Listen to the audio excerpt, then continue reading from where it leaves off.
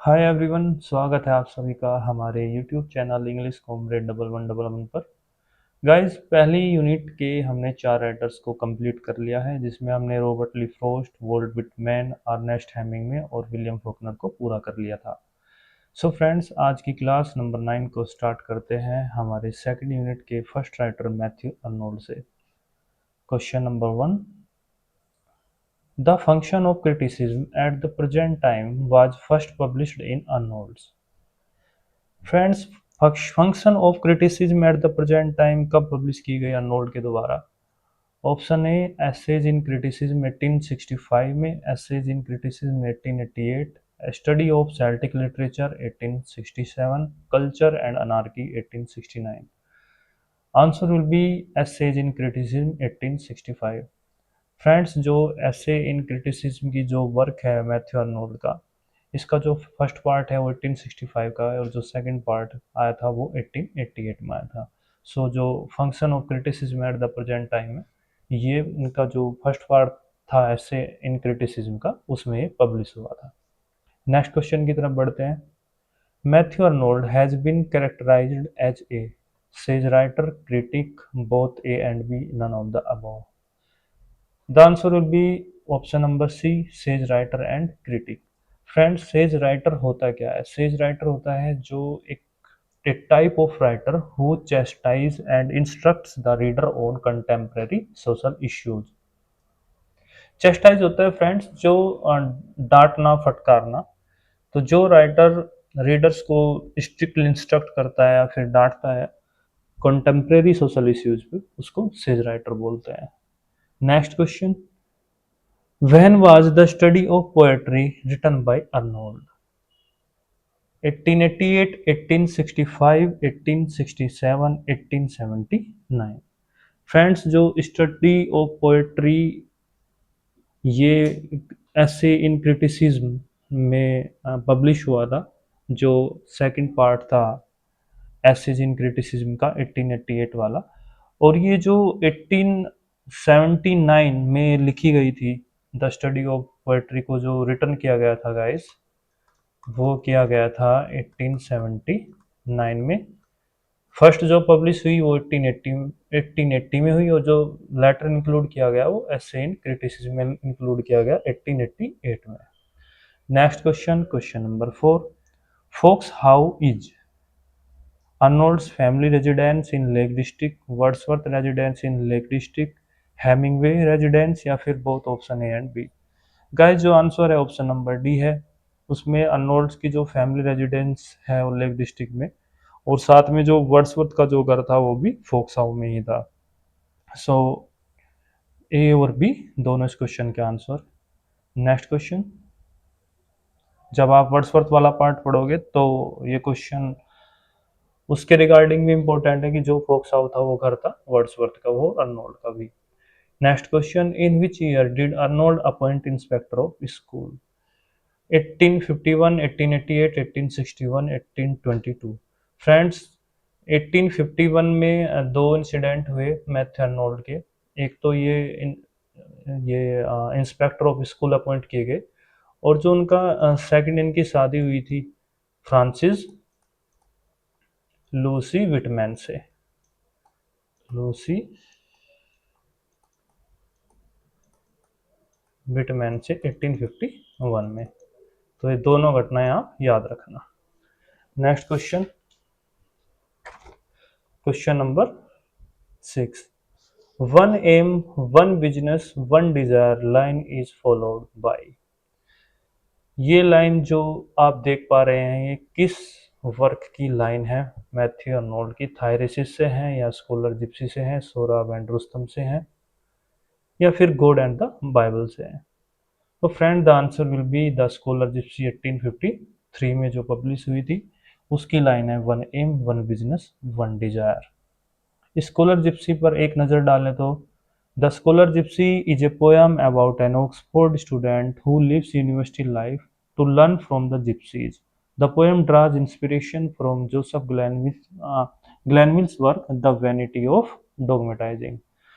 Friends, से एक दो क्वेश्चंस यहाँ से निकल सकते हैं कि जो ये डिस्कशन करता है, एक ऑक्सफोर्ड स्टूडेंट को डिस्कशन करती है द स्कॉलर जिप्सी, जो जिप्सीज की एटिकेट को जानना चाहता है, उनके बारे में जानना चाहता है, जो थक चुका है मॉडर्न लाइफ से, इसलिए वो जिप्सी की एटमॉस्फेयर में जाना चाहता है।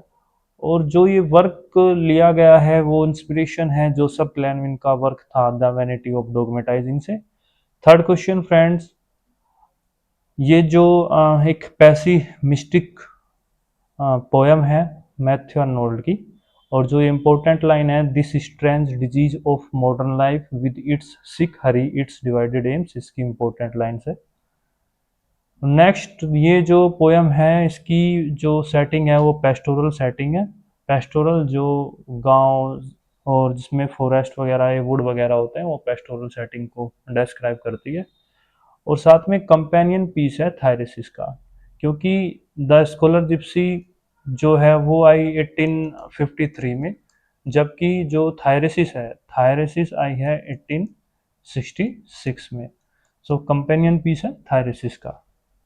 नेक्स्ट क्वेश्चन, थायरेसिस इज ए, थायरेसिस जो उनका वर्क है मैथ्यू आर्नोल्ड का, वो मोनोडी है या पैरोडी है, बैथोज है या फिर कैरल है? आंसर होगा फ्रेंड्स आपका ऑप्शन नंबर ए, मोनोडी। मोनोडी होता है ए लिरिक पोयम और and an ode which performed by a single actor, often a lament और dirge for someone's death and originating from ancient Greek. Monody एक जो इनका जो सोर्सेज है एंशिएंट ग्रीक से है। दूसरा एक लेमेंट है या डर्ज है, डर्ज भी एक शोक गीत होता है फ्रेंड्स, किसी की डेथ पे विलाप करना, और ये गाया जाता है एक सिंगल एक्टर के द्वारा, इसको बोलते हैं मोनोडी। Second, parody. पैरोडी होता है ए ह्यूमरस और satirical exaggerated imitation of a specific work, किसी भी स्पेसिफिक वर्क का अगर जिसमें एक हास्य प्रदान किया जाता है उसको या जिसका मोक बनाया जाता है उसको पैरोडी बोलते हैं। थर्ड, बैथोज। बैथोज होता है a change from sublime to ridiculous in writing और स्पीच। बैथोज, अगर आप किसी ऐसे समझ सकते हैं जैसे किसी की श्रेष्ठ चीज को हम डाउन की तरफ ले जाए, जैसे सबलाइम टू रिडिकुलस, कोई सीरियस टॉपिक है, सपोज करो सीरियस टॉपिक को अगर आप ट्रिवियल चीज में लेके चले जाए, ट्रिवियल होता है तुच्छ, नीचा, उसको बोलते हैं बैथोज, सीरियस से नीचे की ओर। कैरल, कैरल एक जोयस या फिर रिलीजियस सॉन्ग है जो स्पेशली सेलिब्रेट किया जाता है कृष्ण के बर्थ पे, उसको बोलते हैं carol. Next question friend, question number 8, who is Thyrsis in the poem of Arnold's Thyrsis? Option number A, B, C, D आपके सामने है। The answer will be friend A H Clough. Friends इसमें बहुत ज़्यादा कन्फ्यूजन बन जाता है ए H क्लो में और ए एच एच में। बता दूं मैं आपको, जो ए एच एच है ये है आर्थर हेनरी हेलम। हेनरी हेलम, ये जो फ्रेंड्स थे, ये जो फ्रेंड थे, ये थे टेनिसन के फ्रेंड, ठीक है फ्रेंड। जबकि जो ए एच एच क्लो है, ए एच एच क्लो, याद रखना आप, ये थे मैथ्यू अर्नोल्ड के मित्र, अर्नोल्ड्स फ्रेंड। तो जो थायरेसिस है, थायरेसिस में जो थायरेसिस नाम दिया गया है वो ए एच एच क्लो को दिया गया है, जबकि जो कोरिडन नाम है, कोरिडन नाम दिया गया है अर्नोल्ड ने स्वयं में।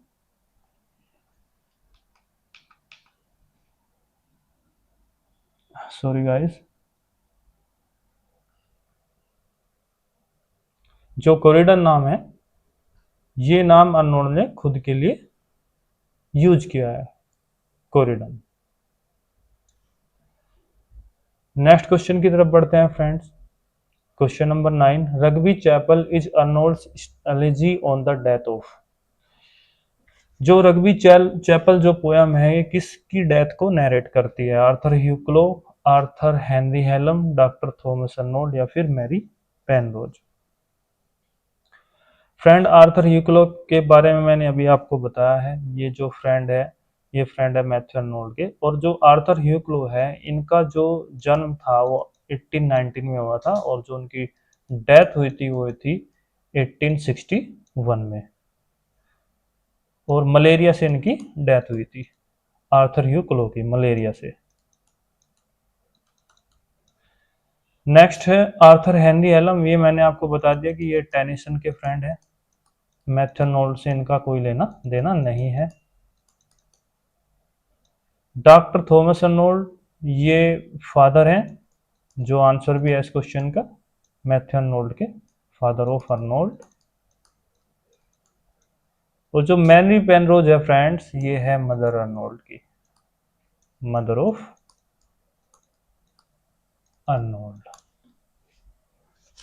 So next question, question number 10, of whom each strives nor knows for what he strives, line suggest pessimism, which poem is discussed in above line। Strive होता है फ्रेंड्स कठिन परिश्रम करना। क्या होता है स्ट्राइव? कठिन परिश्रम करना होता है स्ट्राइव, हार्ड वर्क। तो जो ये लाइन्स है फ्रेंड, ये रग्बी चैपल से है, थायरेसिस है, शेक्सपियर से, या फिर स्कॉलर जिप्सी से है। तो the answer will B D, scholar Gypsy. Next question, the following line, still still these slopes TISS clear, our Gypsy scholar hunts out living the, is taken from which poem. तो किस poem की ये line है? Scholar Gypsy, थायरेसिस, Cromwell, या फिर Alaric at Rome. The answer will be C, B, Thyrsis. Friends, scholar gipsy और Thyrsis ये companion poem है एक दूसरे की, मैंने आपको बताया भी है, कंपेनियन पोएम है। और जनरली जिप्सी हम देख लेते हैं और लगा देते हैं कि स्कॉलर जिप्सी का ही होगा। तो फ्रेंड इस लाइन को ध्यान रखना, still still the slopes TISS clear, our Gypsy scholar hunts out living दी, ये थायरेसिस, थायरेसिस की लाइन है। और ये स्कॉलर जिप्सी और थायरेसिस कंपेनियन पोयम है। स्कॉलर जिप्सी आई थी 1853 में, और थायरेसिस आई थी 1866 में। जो फ्रेंड्स क्रोमवेल है, क्रोमवेल इनकी पोयम है, 1843 का पब्लिकेशन था, और न्यूडिगेट प्राइज इन्होंने जीता था।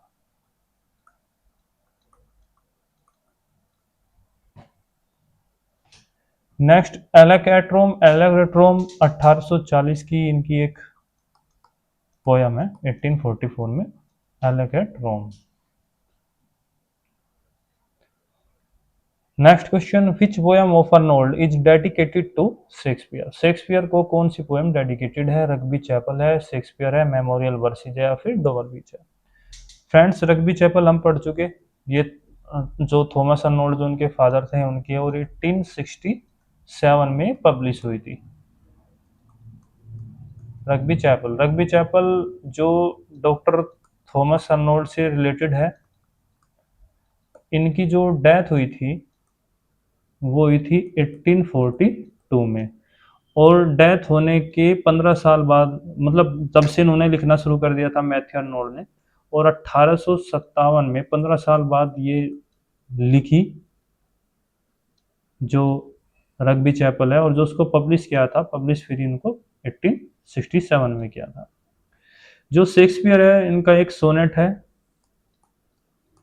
ये 1844 में लिखा गया था अर्नोल्ड द्वारा, और जो पब्लिश किया गया, पब्लिश हुआ है 1849 में, 1849। मेमोरियल वर्सेस, मेमोरियल वर्सेस में ये विलियम वर्ड्सवर्थ 1850 में पोएम आई थी, और वर्ड्सवर्थ के बारे में नरेट किया गया है, साथ में बायरन और गॉथ। यहाँ लिख देता हूँ, के बारे में नरेट करते हैं मेमोरियल वर्सेस। और जो डोवर बीच है फ्रेंड्स, डोवर बीच जो रिलीजियस पोयम है, जो पतन हो रहा है मोरल चीज़ों का और स्पिरिचुअलिटी की ओर ले जाने वाली जो पोयम है, वो डोवर बीच है। सो इसी के साथ ये पार्ट 1 हमारा कंप्लीट हुआ फ्रेंड्स। सो नेक्स्ट पार्ट में जल्दी आपके लिए लेके आऊँगा। Please like share and subscribe our YouTube channel English comrade 1111। Thank you so much guys.